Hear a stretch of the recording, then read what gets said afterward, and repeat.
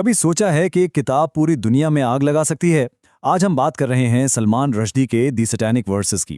یہ صرف ایک ناول نہیں تھا، یہ ایک ایسا طوفان تھا جس نے پوری دنیا کو ہلا کر رکھ دیا۔ اور یہ طوفان صرف لفظوں کا نہیں تھا۔ ذرا یہ سنیے، یہ کوئی عام دھمکی نہیں تھی، یہ سیدھا سیدھا موت کا فتویٰ تھا جسے ایران کے سپریم لیڈر نے ریڈیو پر پوری دنیا کو سنایا۔ اور نشانہ کون تھا؟ صرف مصنف سلمان رشدی ہی نہیں، بلکہ اس سے جڑا ہر شخص۔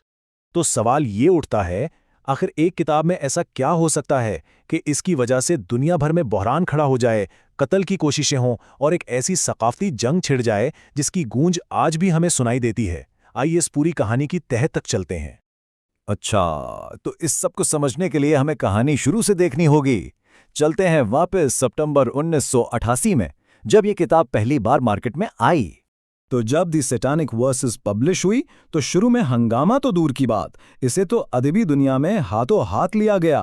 برطانیہ میں اس کی خوب تعریف ہوئی، بڑے بڑے ناقدین نے سراہا، اور تو اور اسے مشہور وائٹ بریڈ ایوارڈ بھی ملا۔ یعنی شروعات تو بہت شاندار تھی۔ لیکن یہ سکون زیادہ دیر نہیں رہا، بہت جلد رد عمل آنا شروع ہو گیا۔ اکتوبر 1988 میں بھارت نے اس کتاب پر پابندی لگا دی، اور ایسا کرنے والا وہ پہلا ملک تھا۔ پھر بات آگے بڑھی، بنگلہ دیش، سوڈان، جنوبی افریقہ، ایک کے بعد ایک ملک پابندی لگاتا گیا۔ برطانیہ میں تو مسلمانوں نے سڑکوں پر آ کر کتابیں جلانا شروع کر دیں، اور فروری 1989 تک پاکستان میں حالات اتنے بگڑ گئے کہ مظاہرے پرتشدد ہو گئے اور جانیں بھی گئیں۔ تو آخر اس کتاب میں تھا کیا؟ ایسا کیا لکھ دیا تھا رشدی نے کہ پوری دنیا میں اتنا شدید غصہ بھڑک اٹھا؟ چلیں اب ذرا کتاب کے اندر جھانک کر دیکھتے ہیں۔ تو مسئلہ شروع ہوتا ہے کتاب کے نام سے ہی، دی سیٹینک ورسز، یعنی شیطانی آیات۔ اب یہ نام ایک بہت ہی متنازع اور غیر مصدقہ اسلامی روایت کی طرف اشارہ کرتا ہے۔ اس روایت کے مطابق کہا جاتا ہے کہ ایک بار پیغمبر اسلام نے غلطی سے شیطان کی طرف سے آئی کچھ باتوں کو اللہ کی وحی سمجھ لیا تھا۔ حالانکہ زیادہ تر اسلامی اسکالرز اس کہانی کو بالکل مسترد کرتے ہیں، لیکن صرف اس کا ذکر کرنا ہی بہت سے مسلمانوں کے لیے انتہائی توہین آمیز تھا۔ اور بات صرف نام تک ہی محدود نہیں تھی، کتاب کے اندر بہت سی ایسی چیزیں تھیں جن پر شدید اعتراض کیا گیا، جیسے کہ پیغمبر اسلام کے لیے ماہون جیسا توہین آمیز نام استعمال کیا گیا جو صلیبی جنگوں کے زمانے سے چلا رہا ہے۔ مقدس شہر مکہ کو جاہلیہ یعنی جہارت کا دور کہا گیا۔ ایک جگہ تو ایک ایسے کوٹھے کا ذکر ہے جہاں طوائفیں پیغمبر کی بیویوں کے نام استعمال کرتی ہیں، اور تو اور حضرت ابراہیم کے بارے میں نازیبہ الفاظ استعمال کیے گئے، اور ایک ایسا کردار بھی دکھایا گیا جو قرآن کی آیات کو بدل دیتا ہے اور پیغمبر کو پتہ بھی نہیں چلتا۔ ظاہر ہے یہ باتیں ناقدین کے لیے ناقابل برداشت تھیں۔ اب تک جو ہو رہا تھا وہ احتجاج اور پابندیاں تھیں، لیکن پھر ایک ایسا موڑ آیا جس نے سب کچھ بدل دیا۔ یہ معاملہ سڑکوں سے اٹھ کر عالمی سطح پر پہنچ گیا، اور اس کی وجہ بنے ایران کے سپریم لیڈر آیت اللہ خمینی۔ انہوں نے اس تنازع کو ایک ایسی نہج پر پہنچا دیا جہاں سے واپسی ناممکن تھی۔ تاریخ تھی 14 فروری 1989۔ آیت اللہ خمینی نے ایک فتویٰ جاری کیا، ایک مذہبی حکم جس میں سلمان رشدی اور اس کے پبلشرز کے قتل کا مطالبہ کیا گیا۔ سوچئے ذرا، اب یہ صرف کتاب پر غصہ یا بحث نہیں رہی تھی، یہ ایک ملک کے سربراہ کی طرف سے جاری کیا گیا موت کا فرمان تھا، اور اس نے پوری دنیا کو ہلا کر رکھ دیا۔ اور بات صرف فتوے پر ختم نہیں ہوئی، اسے مزید خطرناک بنانے کے لیے ایرانی حکام نے رشدی کو قتل کرنے والے کے لیے $6 ملین یعنی $60 لاکھ کے انعام کا اعلان کر دیا۔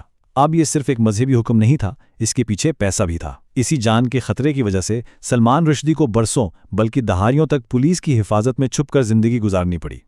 اس سب کے بعد رشدی نے ایک بیان جاری کیا۔ انہوں نے کہا کہ انہیں دلی افسوس ہے کہ اس کتاب سے مسلمانوں کے جذبات کو ٹھیس پہنچی، لیکن معافی کی یہ کوشش بالکل ناکام رہی۔ آیت اللہ خمینی کا جواب بہت صاف تھا۔ انہوں نے کہا اگر سلمان رشدی توبہ کر کے زمانے کا سب سے پرہیزگار انسان بھی بن جائے، تب بھی ہر مسلمان پر واجب ہے کہ اسے جہنم واصل کرے۔ مطلب صاف تھا، صلح صفائی کا کوئی راستہ نہیں بچا تھا۔ اور یہ فتویٰ صرف الفاظ کا کھیل نہیں تھا، اس کے نتائج بہت حقیقی اور بہت خونی تھے۔ اس نے دنیا بھر میں تشدد کی ایک ایسی لہر شروع کی جس کی قیمت بہت سے لوگوں کو اپنی جان دے کر چکانی پڑی۔ اس فتوے کا اثر دنیا بھر میں محسوس کیا گیا۔ برطانیہ اور کیلیفورنیا میں کتابوں کی دکانوں پر بم دھماکے ہوئے۔ 1991 میں کتاب کے جاپانی مترجم ہوتوشی ایگاراشی کو بے دردی سے قتل کر دیا گیا۔ اسی سال اٹلی میں اس کے مترجم پر چاقو سے حملہ ہوا، وہ شدید زخمی ہوئے۔ फिर 1993 में नॉर्वे में किताब के पब्लिशर को 3 गोलियां मारी गईं। खुशकिस्मती से वो बच गए। और तुर्की में तो हद ही हो गई। किताब के तुर्क मुतरजम अजीज नेसन को निशाना बनाने के लिए एक होटल को आग लगा दी गई, जिसमें 37 लोग जलकर हलाक हो गए। वक्त के साथ साथ तशद्दुद के ये जख्म तो शायद भर गए, लेकिन इस पूरे वाक़े ने दुनिया में एक ऐसी लकीर खींच दी, एक ऐसी तकसीम पैदा कर दी जो आज तक मौजूद है। तो देखते हैं कि इसकी मिरास क्या है। ये तनाज़ा अगर गौर से देखें तो 2 बिल्कुल मुख्तलिफ सोच और नज़रियात का टकराव था। एक तरफ थी मगरबी दुनिया, जिसके लिए आज़ादी इजहार एक बुनियादी कद्र है, यानी आप कुछ भी कहें या लिखें उसकी वजह से आपको मारा नहीं जा सकता। दूसरी तरफ कुछ मुसलमानों का नज़रिया था कि पैगंबर की इज्जत यानी नामूस रिसालत का दिफा सबसे बढ़कर है और मुक़द्दस हस्तियों की तौहीन को आज़ादी इजहार कहकर नज़रअंदाज नहीं किया जा सकता। ये 2 ऐसे नज़रियात थे जिनमें कोई दरमियानी राह नज़र नहीं आ रही थी। इस पूरे मामले का एक बहुत गहरा असर हुआ, खासतौर पर लिखने वालों और फनकारों पर। इसे कहते हैं चिलिंग इफेक्ट, यानी एक ऐसी खौफ की फिजा बन गई कि लोगों ने इस्लामी मौज़ूआत पर कुछ भी लिखने या कहने से पहले 100 बार सोचना शुरू कर दिया। बहुत से लोगों ने खुद ही अपने ऊपर सेंसरशिप लगा ली कि भाई इस मामले में पढ़ना ही नहीं है। और अगर कोई ये सोचे कि ये तो बहुत पुरानी बात हो गई, अब खतरा टल गया है, तो ऐसा नहीं है।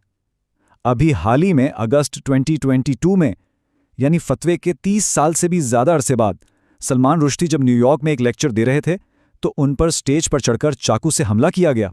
ये एक खौफनाक याद दहानी थी कि 1989 में जो आग लगी थी वो पूरी तरह कभी बुझी ही नहीं। तो आखिर में ये पूरा रुश्दी मामला हमें एक बहुत बड़े और मुश्किल सवाल के सामने ला खड़ा करता है। एक ऐसी दुनिया में जहां हम सब एक दूसरे से जुड़े हुए हैं, वहां आज़ादी के इजहार की हद कहाँ ख़त्म होती है और मजहबी अकायद के एहतराम की जिम्मेदारी कहाँ से शुरू होती है? ये वो सवाल है जिसका जवाब आज भी दुनिया ढूंढ रही है, और ये उतना ही मुश्किल है जितना 1989 में था।